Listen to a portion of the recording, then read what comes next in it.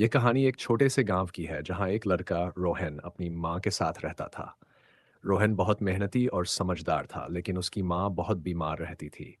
रोहन की उम्र केवल 12 साल थी, लेकिन वह अपनी माँ का बहुत ध्यान रखता था और अपनी पढ़ाई के साथ साथ घर का सारा काम भी करता था।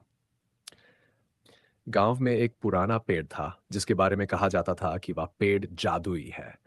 लोग मानते थे कि उस पेड़ के नीचे बैठने से मन की सारी इच्छाएं पूरी होती हैं।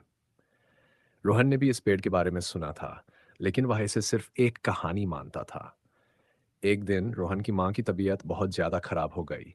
डॉक्टर ने कहा कि अगर जल्दी इलाज नहीं हुआ तो माँ का बचना मुश्किल है।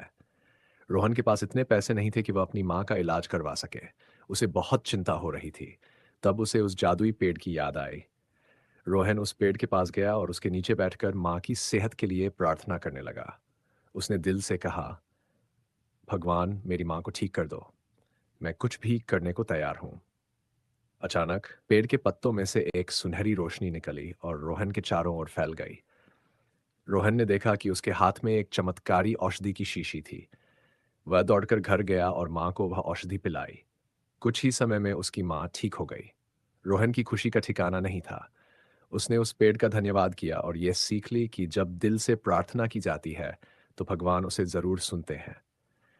इस घटना के बाद रोहन ने अपनी पढ़ाई पर ध्यान दिया और मेहनत कर बड़ा आदमी बना। उसने हमेशा दूसरों की मदद की और गांव के लिए बहुत कुछ किया। उस जादुई पेड़ की कहानी आज भी गांव में बच्चों को सुनाई जाती है।